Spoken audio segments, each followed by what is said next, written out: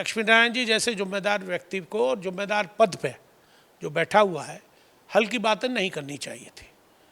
उन्होंने लोकदल से ही जीवन शुरू किया, तो लक्ष्मी नारायण तेजपाल का आपस की प्रतिस्पर्धा का मामला है, लेकिन ये दुर्भाग्यपूर्ण है कि उन्होंने जयंत जी को या जैन जी की पार्टी को जिस अखाड़े के में पहलवानी उनने शुरू की, उसी अखाड़े को पट्टपाँव बता रहे हैं, तो ये दुर्भाग्यपूर्ण है। उनको अपने मुंह से कम इन बातों को नहीं कहना चाहिए था। और अब तो गठबंधन भी है, अब पट्टपाँव में या सीधे पाँव में ये तो समय बताएगा, और बताया भी। और मैं समझता हूँ जयंत जी भी थोड़ी जल्दबाजी कर गए। 5 बार जीते भी हैं तो 7 बार हारे भी हैं। ये अपनी हार को ये याद नहीं कर रहे हैं। ये 2 तो लोकसभा के चुनाव हारे और 2 विधानसभा के चुनाव ये किशोरी श्याम जी से हारे और 3 तेजपाल सिंह जी से हारे। तो हार और जीत का राजनीति में कोई नहीं होता है। अब्राहम लिंकन कितनी बार हारा लेकिन अंत में राष्ट्रपति बना। तो हार जीत का कोई मतलब राजनीति से नहीं होता है। नमस्कार दर्शकों, आप देख रहे हैं अभी न्यूज। और जैसा कि आप जानते हैं कि आगामी 2027 में आने वाले हैं चुनाव, लेकिन उससे पहले जहां पर पंचायत चुनाव चल रहे हैं उसी में कुछ ऐसा हो गया है मतनामा घटनाक्रम कि लगातार राजनीति में सुगबुगाहट होने लगी है कि क्या कुछ होने वाला है। क्योंकि हाल ही में लक्ष्मण चौधरी जो कि कैबिनेट मंत्री हैं, उन्होंने राष्ट्रीय लोकदल को पांवपट्ट बता दिया है और कहा है कि उनके आने से भाजपा को भारी क्षति हुई है। ऐसे में हम लोग आ चुके हैं राष्ट्रीय लोकदल के ही प्रदेश उपाध्यक्ष एवं प्रमुख समाज सेवी कुंवर नरेंद्र सिंह जी के पास में, जिनसे बात करेंगे कि उनके इस बयान को किस तरीके से लेते हैं। क्या लोकदल का साथ मिलने से भारतीय जनता पार्टी को नुकसान हुआ या फिर फायदा रहा? देखिए, अपनी अपनी राजनीतिक महत्वाकांक्षाएँ हैं लोगों की, और चाहे वो लक्ष्मी नारायण जी हों, चाहे तेजपाल सिंह जी हों, ये लोग जनता की सेवा के लिए ही एमएलए बने, लेकिन उतना विकास हो नहीं पाया दोनों के ही कार्यकाल में जितना होना चाहिए था। इन्हीं लक्ष्मी नारायण जी के समय में ये शुगर मिल बंद हुई, जो कि किसानों का एकमात्र उद्योग था यहाँ, वो बंद हुआ। और अब सौभाग्य से मैं समझता हूँ योगी जी ने इनको उसी का मंत्री बना दिया, चीनी मिल का और उसका।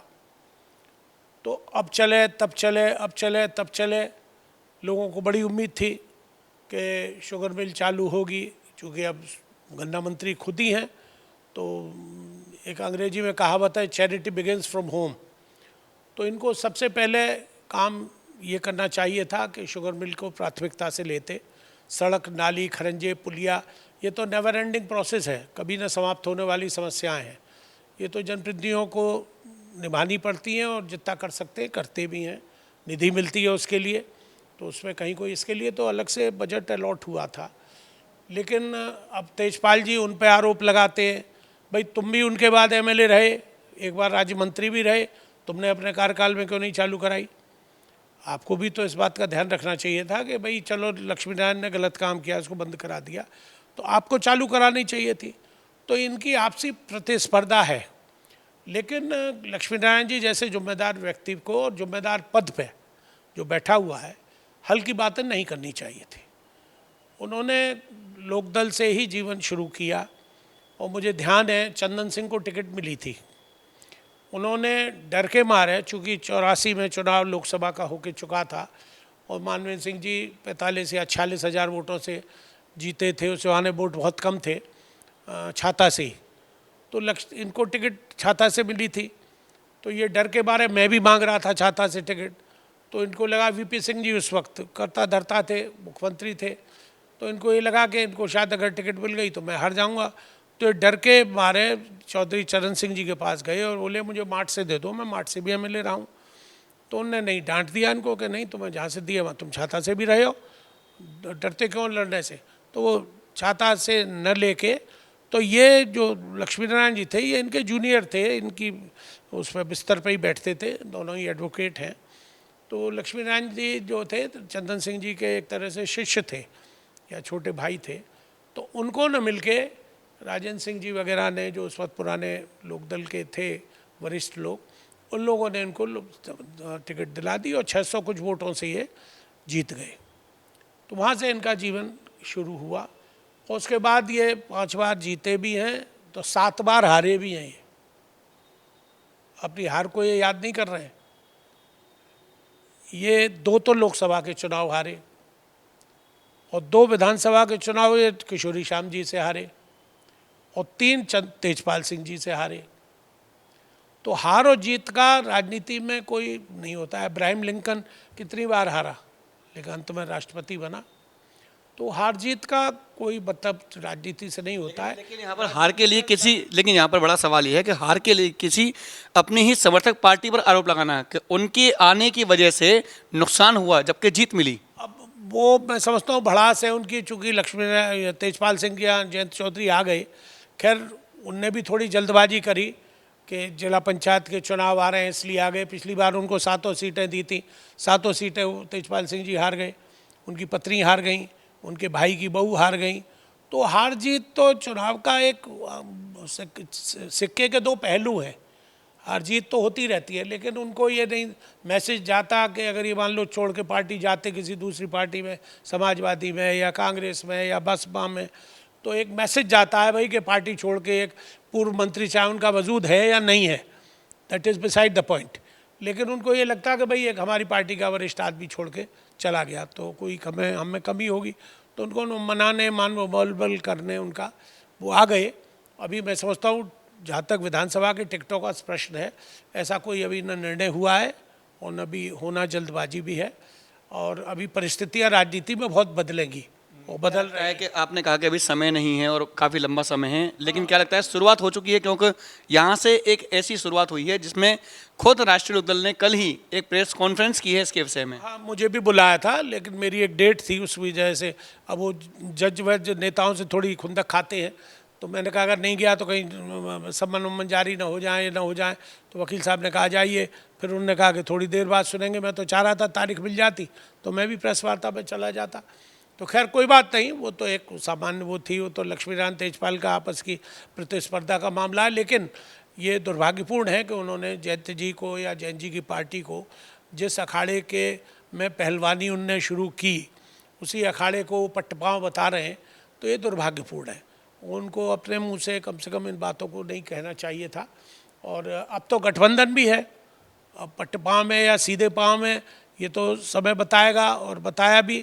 और मैं समझता हूँ जयंत जी भी थोड़ी जल्दबाजी कर गए जाने की, नहीं तो नरेंद्र जी एक बड़ा सवाल ये भी है कि क्या आपको ये लगता है कि जयंत चौधरी हमेशा जल्दबाजी करते हैं?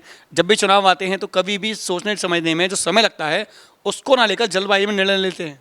नहीं, ऐसा हर बार तो नहीं हुआ, लेकिन इस बार उन्होंने थोड़ी जल्दबाजी, हाँ हुआ है। एक तो वो सलाह मशवरा नहीं करते हैं। एक हर पार्टी में एक कंसल्टेंसी कमेटी होती है जो बहुत विश्वास पात्र सीनियर लोग होते हैं, उनसे सलाह मशवरा किया जाता है और सलाह मशवरा करके फिर कोई निर्णय लिया जाता है। तो वो निर्णय जो होते हैं वो थोड़े महत्वपूर्ण होते हैं और उनसे लाभ मिलता है, कभी कभी नुकसान भी मिलता है, ऐसी बात नहीं है। कांग्रेस हार रही है लगातार, इनके पास भी सलाहकार हैं। मैं ये नहीं कह रहा कि जो सलाह देते हैं वो सही देते हैं या सही होती है, लेकिन होती है।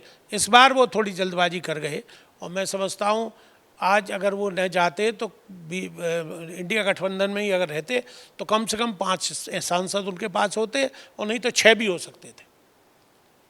तो क्या कहना चाहेंगे? जैसा कि लक्ष्मण चौधरी ने कहा है कि तेजपाल ठाकुर जो है वो फ्यूज बल्ब हैं, ये चले हुए कारतूस हैं दोनों।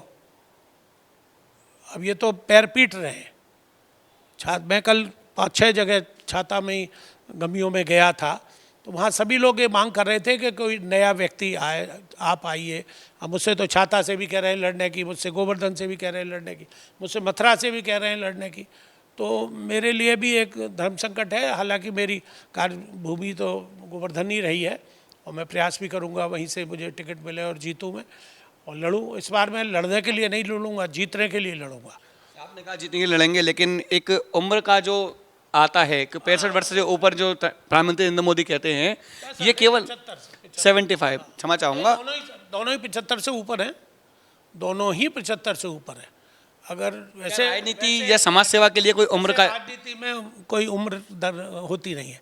अब खड़गे साहब 82 वर्ष के हैं, मनमोहन सिंह जी 78 वर्ष के थे जब प्रधानमंत्री थे, 75 वर्ष के। तो उम्र का कोई वो नहीं। भारतीय जनता पार्टी के कार्यकर्ताओं पर लागू है, सभी पार्टियों। मोदी जी ने बनाया है, ये किसने बनाया है? किसी ने नहीं बनाया, मोदी जी ने स्वयं बनाया। अब उन पे ही लागू होगा, सितंबर में उन पे ही लागू होगा। तो अब वो देखेंगे, बताएंगे क्या उदाहरण प्रस्तुत करते हैं भारत की जनता के सामने। ये नियम केवल भारतीय जनता पार्टी के लिए है या सभी जितने भी अन्य पार्टियां हैं उनके भी जो प्रत्याशी उनके लिए? यूँ तो रिटायरमेंट एज 60 है, 60 में क्या बिगड़ता है आदमी का, उसे भी बढ़ा देनी चाहिए, 65 वर्ष कर देना चाहिए। मैं विदेशों में गया हूँ, लंदन में गया हूँ, अमेरिका में गया हूँ, वहाँ बुज़ुर्ग लोग काम करते हैं।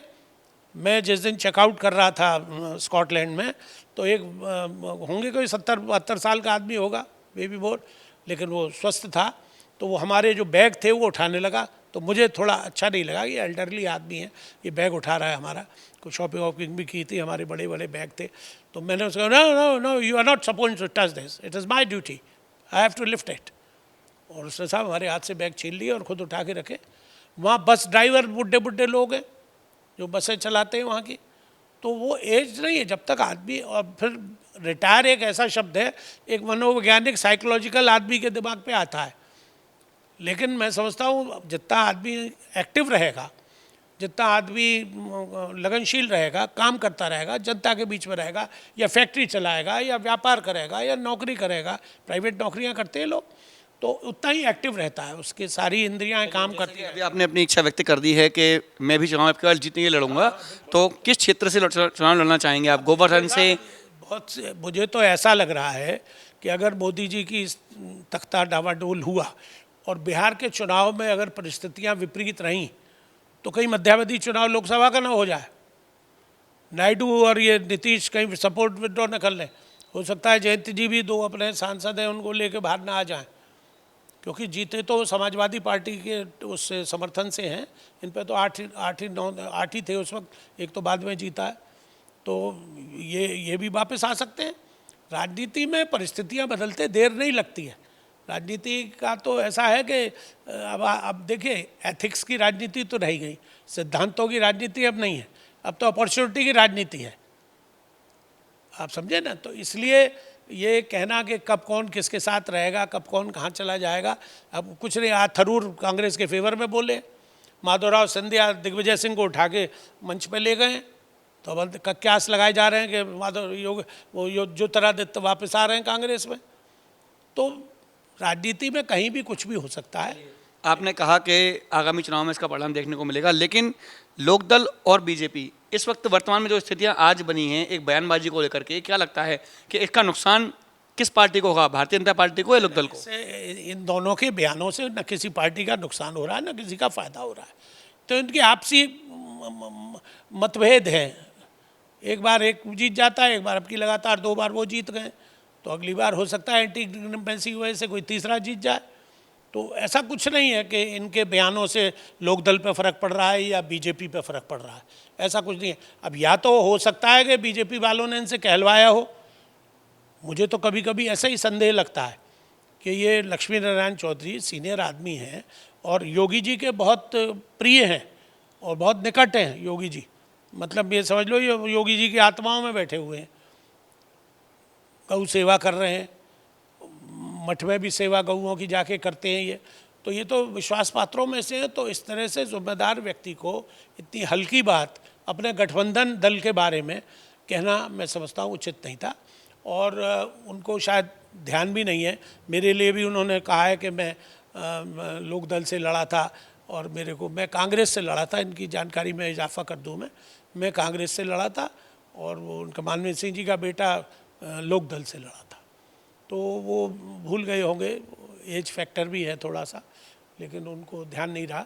मैं कांग्रेस से 2002 में लड़ा था, लोकदल से नहीं लड़ा था। लोकदल तो मैंने 14 में ज्वाइन करी है, और उससे पहले मैं भाका किप्पा का अध्यक्ष रहा हूँ जब ये चुनाव 98 में लड़े थे और हारे थे।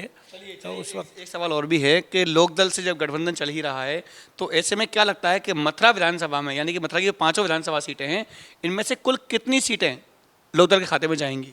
अब देखिए साहब, ये तो मेरे लिए अनुमान है कि छोटे मुँह बड़ी बात होगी, मैं कह नहीं सकता।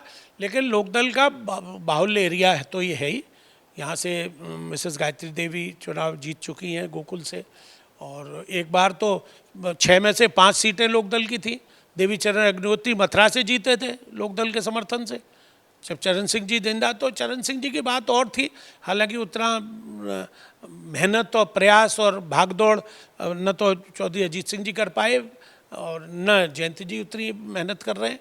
अब आजकल तो फेसबुक मीडिया और इंस्टाग्राम और गूगल का ज़माना है, तो इसलिए बहुत ज़्यादा मेहनत नहीं हो रही है जितनी होनी चाहिए। उनका पूरब में भी प्रभाव था, पश्चिम में भी प्रभाव था और प्रांतों में भी प्रभाव था। मेरे मेरे चचिया ससुर बस्ती से 1962 में चुनाव जीते थे चरण सिंह जी के सहयोग से। वो वहाँ जाते थे, वहाँ का जो भूमिहार है, जैसे यहाँ चौधरी जाट को कहते हैं, ऐसे ही वहाँ भूमिहारों को, उसको सॉरी कुर्मियों को चौधरी कहा जाता है। तो कुर्मी चौधरी साहब के साथ था। मैं एक मीटिंग में अजीत सिंह जी थे तो दिवाकर विक्रम सिंह थे, एक अडदमा के राजा साहब क्या थे, भैया साहब अडदमा कहते थे उनसे। दिवाकर वो कई बार मंत्री रहे, 5-6 बार 7 बार, अपने लड़के से ही हारे वो चुनाव। वो अजीत सिंह जी के बहुत करीब थे, मेरे रिश्ते में वो साले लगते थे। तो मैं उनसे मिला तो उन्होंने कहा आप वहाँ आइए, बस्ती आइए, हम चौधरी साहब की मीटिंग करा रहे हैं। तो मैं और चौधरी साहब और पूरन प्रकाश, हम लोग तीनों ही, वो दूसरे बोगी AC फर्स्ट में थे, हम लोग AC सेकंड में थे। तो मैं बस्ती गया था और बड़ी 20-25 हज़ार आदमियों की भीड़ करी थी उन्होंने, दिवाकर विक्रम सिंह ने अपनी कॉन्स्टिट्यूंसी में। तो ऐसा नहीं है, प्रभाव सब जगह था, लेकिन अब उतनी मेहनत और अब सब आइडियोलॉजी भी बदल गई, लोगों के विचार। भाई पहले तो क्या था, गांव में एक मुखिया, नंबरदार, प्रधान, बुजुर्ग अज्ञाने पे बैठ के या चौपाल पे बैठ के कह देता था कि आपके भैया 2 बैलों की जोड़ी को वोट जाएगा, तो 2 बैलों की जोड़ी को ही चला जाता था। अब कि भैया दीपक को जाएगा तो दीपक को ही चला गया। हमने वो ज़माना देखा है। मैं 82 में प्रमुख हो गया था, उस वक्त ये था कि गांव के किसी ने कह दी, ए प्रधान बैठ जा कुंवर साहब के संग, तो प्रधान मेरे संग बैठ गया, कोई पैसा खर्च नहीं हुआ। पहली बार मैं प्रमुख हुआ 7,000 रुपये खर्च हुए थे खिलाने पिलाने पे, दोबारा हुआ 17,000 खर्च हुए उन्हें घुमाने फिराने में। तो कहीं कोई पैसे का, आज करोड़ों रुपया तो पैसा चाहिए। जिला पंचायत सदस्य 2-2, 3-3 करोड़ में बिकते हैं। ये तो इनका जिला पंचायत तो एक व्यापार बन गया। मुझे बड़ी खुशी हुई थी, अभी मैं मिला था योगी जी से, तो मैंने उनसे पूछा, मैंने कहा आपने जो बयान दिया है कि हम डायरेक्ट पब्लिक से कराएंगे चुनाव, तो मैंने हम तो उसका स्वागत करते हैं। प्रमुख और जिला पंचायत का चुनाव डायरेक्ट हो, इससे अच्छी क्या बात है। मिनी MP है, 10-10.5 लाख वोट होंगे, उसमें जो काम करता होगा जनता की निगाह में ठीक होगा उसको वोट मिलेगा। ले बोले इस बार नहीं हो पाएगा, शायद अगली बार हो पाएगा, क्योंकि दिल्ली से अभी पास नहीं हुआ है वो। तो वो अगर हो जाता तो मैं सोचता हूँ ये खरीद फरोख्त बंद हो जाती। एक देश एक चुनाव को लेकर क्या कहना चाहेंगे? होना चाहिए, हम सहमत हैं। अगर चुनाव 27 में UP का हो रहा है तो उस वक्त अगर लोकसभा का भी हो जाए तो कोई बुराई नहीं है, उससे भारत पे बोझ कम पड़ेगा। हाँ, राहुल गांधी वोटर लिस्ट को लेकर तमाम जगह प्रचार कर रहे हैं, ऐसे में कि वोटर लिस्ट में जो हैं गड़बड़ियां हैं, वोट खरीदे जाते हैं और वोट खरीदने के साथ साथ वोटों का सौदा किया जाता है, इस बारे में क्या कहना चाहेंगे? देखिए उसके बारे में तो अभी तथ्य सामने आए नहीं है, उनने प्रमाण सहित दिया है कुछ, लेकिन अभी उसकी क्लैरिटी नहीं है। कल काफ़ी अच्छा प्रदर्शन रहा है विपक्ष का, 300 MPओं को एक साथ ले जाना और वहाँ पे उस बात को उठाना, तो ये प्रश्न चिन्ह तो लगा है चुनाव आयोग पे, इसमें तो कोई दो राय नहीं है। लेकिन मैं समझता हूँ उस प्रश्न चिन्ह के साथ साथ अगर प्रूफ भी होता तो ज़्यादा अच्छा होता, और शायद उन पर होगा तभी उन्होंने, राई का ही पहाड़ बनता है, बिना राई के पहाड़ नहीं बनेगा। तो कुछ ना कुछ तो सच्चाई उनके पास होगी जिसको लेके जा रहे हैं। हालांकि वो एफिडेविट की कह रहे हैं कि एफिडेविट दो, अब वो एफिडेविट कह रहे हैं, मैं शपथ पहले ही ले चुका हूँ पार्लियामेंट में, मुझे बेर देने की क्या ज़रूरत है, मैं जो बोल रहा हूँ सत्य बोल रहा हूँ। शपथ एक बार ली जाती है, 10 बार थोड़ी ली जाती है। तो अब उस बात को कह के कर रहे हैं, अब देखिए क्या निकलता है। अगर ये ऐसा हुआ तो वाकई बड़ा दुर्भाग्यपूर्ण है, ये लोकतंत्र के संग खिलवाड़ है। तो देखा दर्शकों, आज हमने बात की मथुरा से कुंवर नरेंद्र सिंह, जो कि राष्ट्रीय लोकदल के प्रदेश के उपाध्यक्ष भी हैं और साथ के साथ में एक ऐसे समाज सेवी नेता के रूप में जाने जाते हैं जो हमेशा गरीबों के और फरियादियों के साथ में खड़े रहे नजर आते हैं। इनके बारे में कहा जाता है कि इनकी सुबह की शुरुआत जो होती है और चाय के साथ में होती है, वो जनता जनार्दन के साथ में होती है। जब जनता सामने आकर इनके बैठ जाती है, उसी वक्त अपने घर से बाहर निकलते हैं और उसी वक्त उन जनता के बीच में जाकर के चाय पीते हैं और उनसे चर्चाएं करते हैं, उनकी समस्याओं का समाधान भी करते हैं। और शायद यही कारण है कि मथुरा में ये काफ़ी लोकप्रिय भी हैं। अब देखना होगा आगामी समय में किस प्रकार से और किस पार्टी से ये चुनाव लड़ते हैं, क्योंकि अब की बार इन्होंने कह दिया है कि चुनाव लड़ने के लिए केवल लड़ना नहीं है बल्कि जीतने के लिए लड़ना है। फिलहाल के लिए इतना ही। मैं अपने सहयोगी आकाश के साथ गोपाल चतुर्वेदी, अभी न्यूज़। सिम्स है तो मुमकिन है अब हर बीमारी का इलाज। सिम्स मथुरा का एकमात्र ऐसा चिकित्सा क्षेत्र जहां आपको मिलेंगी भरपूर सुविधाएं। 200 बेड का एक ऐसा आलीशान अस्पताल जहां मरीज आने पर नहीं किया जाता कहीं और रेफर। मेडिकल की हर सुविधा से सजा हुआ सिम्स हॉस्पिटल जहां आपको मिलेंगे एक से एक विशेषज्ञ। आधुनिक सुविधाओं से युक्त हॉस्पिटल जो रहता है अपनी मरीज की सेवा में सदैव तत्पर। Cardiology, neurosurgery, gastro surgery, plastic surgery, critical care and pain management, ये सारी सुविधाएं मिलेंगी आपको एक ही छत के नीचे। वर्ल्ड नंबर 1 पैथोलॉजीज के साथ सिम्स हॉस्पिटल आप सभी की सेवा में सदैव तत्पर। National highway 19 Masani road near Shri Radha valley, Mathura.